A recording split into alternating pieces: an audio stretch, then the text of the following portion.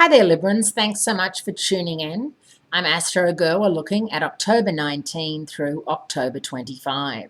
And happy birthday to the straggling Librans as we limp towards the sun moving into Scorpio. So for those of you who are celebrating on the 24th, you, of course, are known as a cusper, and even the 23rd. And so it's a really interesting time for you right now because you've had more than your fair share of Mercury in your sign. And with the sun, you've probably felt like you were under a very intense spotlight. And while some of you may like that, others of you are happy to go back to just being and not being as busy. Because unless you're really super busy and doing wonderful things and making a lot of money and helping people along the way, it's really not what you need to be doing. You like things to go at a nice, steady pace. So the sun moves into Scorpio, where it's going to stay for the next month. And that's your second house of money, self-worth, and self-esteem.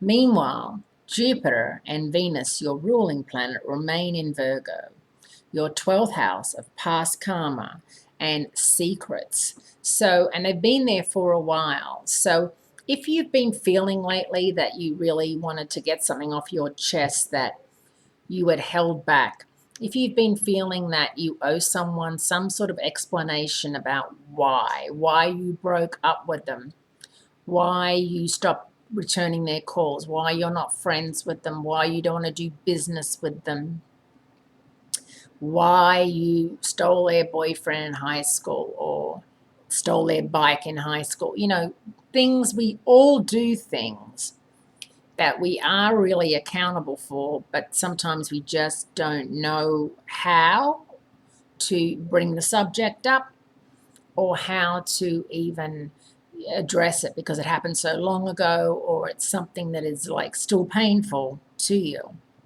So you're going to really find ways and means of doing it. Jupiter's not going to let you go until he has really worked out how to make you own up and own it, whatever it is.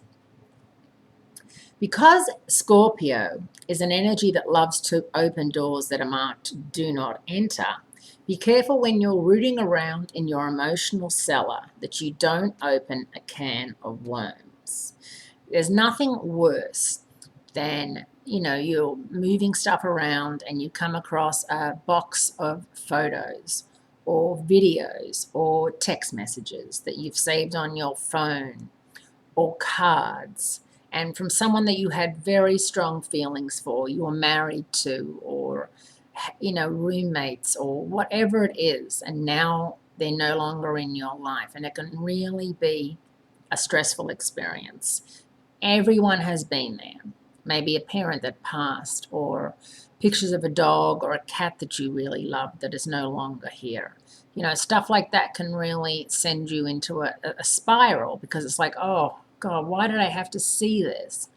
Sometimes we have to see these things so that we can look at them, process it, and know that, if these are feelings, this is what I've got to go through, and that it's going to get better. Sometimes you think, I'm never going to get over that. Time does definitely help all wounds. I'm not going to say it heals all wounds because I think sometimes when you lose someone you really love, especially through death or, sickness or a horrible experience, that's not something that you're just ever going to just, oh, I'm fine, I got up and I'm over it. No, not necessarily. But it does get less and less as time goes by, and you can start looking at it from different perspectives. So keep that in mind as you bid adieu to your birthday time and start focusing on what you want to achieve over the next year, Librans. Thanks so much for tuning in. Have a great week and be kind to yourself.